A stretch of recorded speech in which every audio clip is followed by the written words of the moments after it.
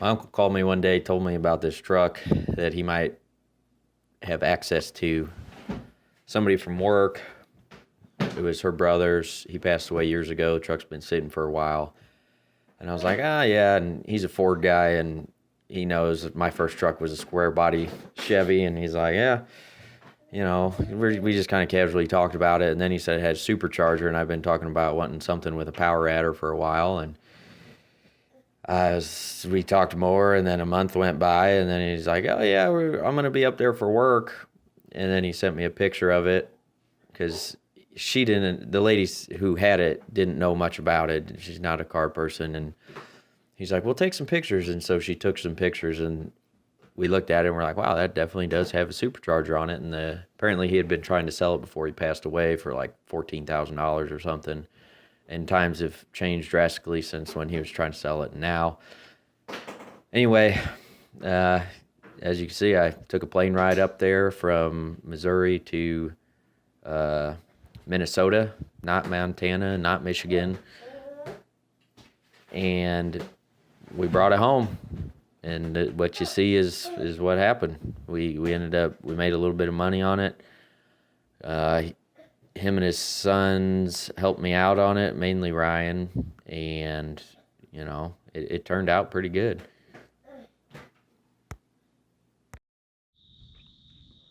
Well, here's the turd.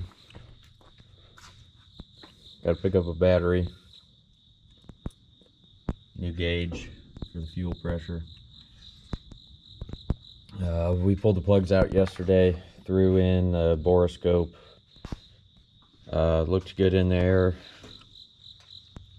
Looks like it has probably 10.5 to 1 compression. With a supercharger, it seems a little high, but we got part of the fan shroud in the back. We still need to get the lower half of it. We filled up the carburetor with fuel after seeing what the inside of the engine looked like. Went ahead and fired it off. Ran fine, but we're having problems with the fuel pump, which is what this is. This is our line coming from the fuel pumps here, going down into a gas can. But we were hearing the fuel pumps. We think they probably burned up pretty quick because whatever fuel was in there was gelled up. One of the tanks, this one sounded empty, so we filled it up.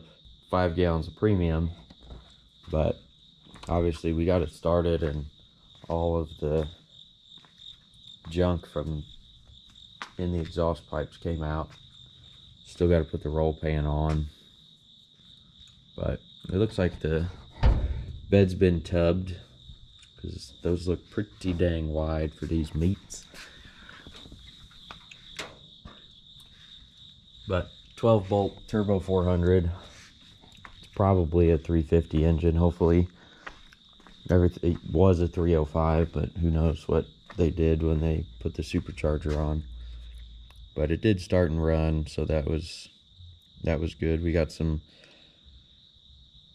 other odds and ends to clean up, but we're gonna try to get it all polished up. We think the trans is totally shot.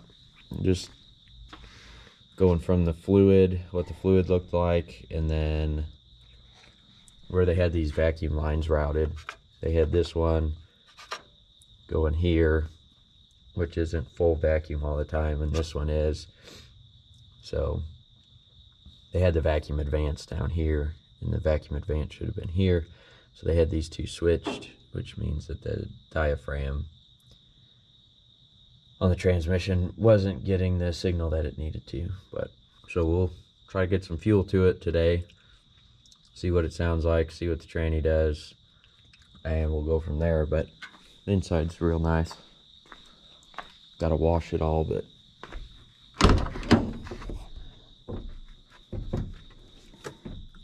it's got fancy door panels and power windows that do seem like they work. New bench seat, new carpet, new insulation, real nice leather wheel. Gauges are all, that's a boost gauge integrated in there. Water temp, oil pressure, battery voltage. No tachometer, which is fine. No radio either. But, yep.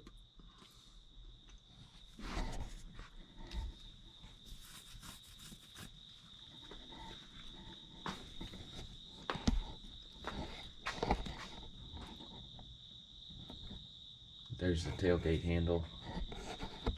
It's shaved.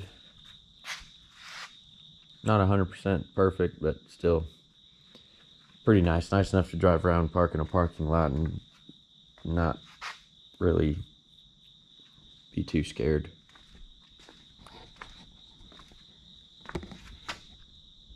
Okay, day 2. Found some things out today. Got this. That way we can get a good vacuum reference for the transmission. We need a vacuum bypass. We got some rat house out of the cowl. We got the hood off, cowl, wipers. At this point, fuel pumps were both not in good shape. This here is like foam. Can't really tell. The big thing on this one is this plug. So you can kind of see it. It's just, well, what's left of it. So that was bad. The other side, she's torn and broken. I clipped the fuel pump off of there. That way I could still save it and use it. I got the tanks here. Gotta slosh them around, clean them out a little bit more.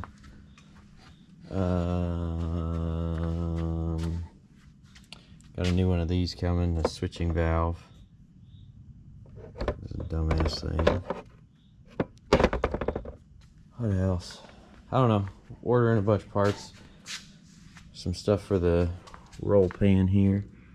I should probably clip one of those off and try to get a part number off of it.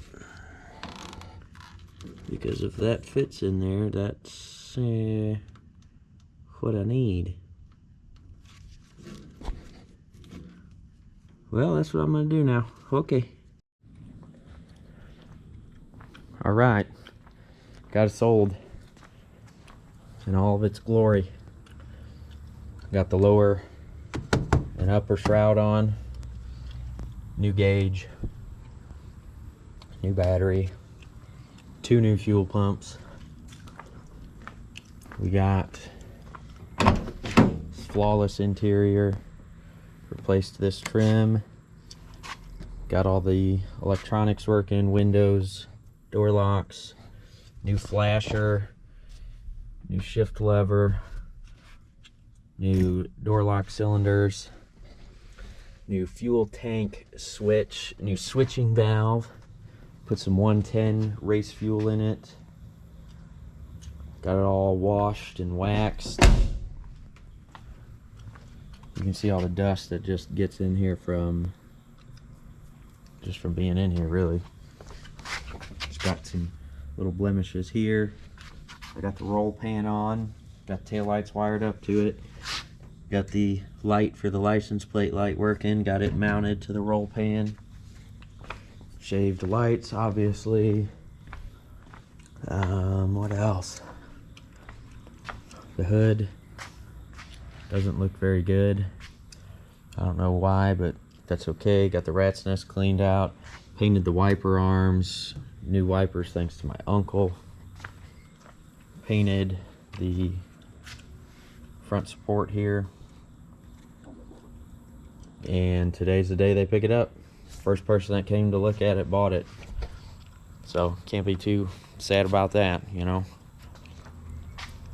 But they should be here soon. I'm going to pull it out and we'll get on to the next thing.